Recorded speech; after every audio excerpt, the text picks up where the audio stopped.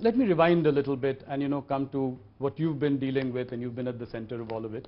Till about July 6th or 7th, things seem to be going fine with in our negotiations with the US.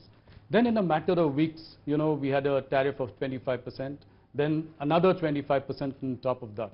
What went wrong in these few weeks? Well, I think the US-India relationship is one of the most consequential relationships on the globe today. We are two very large democracies. We believe in the rule of law. We are allies and friends for long. We have had certain blips, like we had the sanctions post the nuclear tests in 1998. Yes. I look at this only as one more situation which will pass as there's a deeper understanding of the reality of the situation, and I'm very confident this relationship will only strengthen in the years to come. And how soon do you expect things to resolve? It could happen soon enough. It may take some time.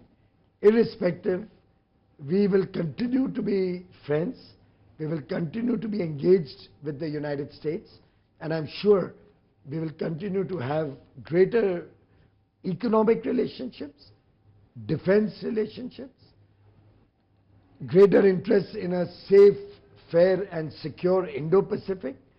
In some sense, it's a very multi-dimensional relationship where we contribute to each other's economies in different dimensions and will continue to do so. It's comforting to hear these words from you, and we also picked up that you said somewhere that things could happen as soon as November. Is that a correct? Well, if you recall, when Prime Minister Modi and Honorable President Donald Trump met in February, they had tasked the two teams to conclude the first tranche of a bilateral trade agreement by fall of 25, which Yes. is about November 2025. And I'm sure we will continue to be engaged to try and find solutions to reach that outcome. If at all it's give and take a few days, a few weeks, a few months, in a nation's history, Yeah. such small periods will not define long-term objectives and goals. I think what surprised and even shocked some people was the erratic and incendiary language that was used by some of the officials of the Trump administration, calling it Modi's war, or a laundromat of Kremlin.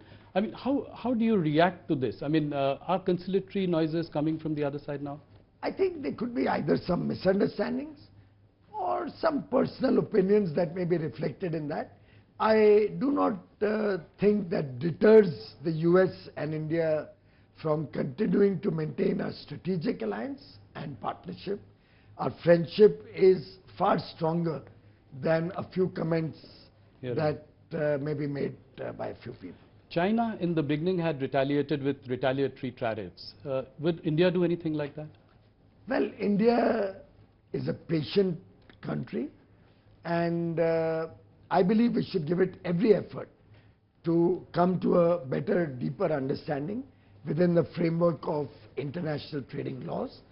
And therefore, I think we have always believed in dialogue, in diplomacy, and an effort to strengthen rather than weaken relationships. So President Trump has recently said that, India has offered to cut tariffs to zero and time is running out. What do you say to that? Do you agree with, Well, I never negotiate such agreements and free trade deals with the media. We negotiate behind closed doors, and once the negotiations are complete, we'll certainly come back to you. Okay. So what are the red lines? Which are the no-go areas for you?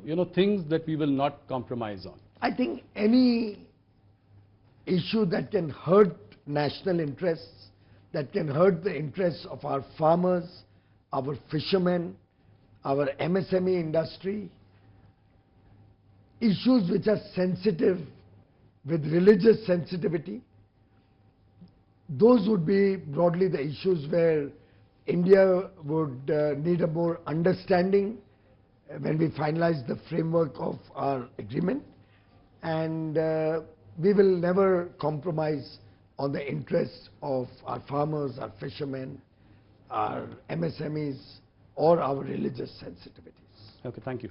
A US court has recently ruled that President Trump has no authority to impose tariffs, including on India. How would that impact our talks going Well, forward? those are internal processes, legal processes in the US, and will be sorted out by the US government. We have no role to play in that. But ours is an effort to reach a far more sustaining and long-term, fair, equitable and mutually beneficial agreement and partnership, and we continue to be focused on that.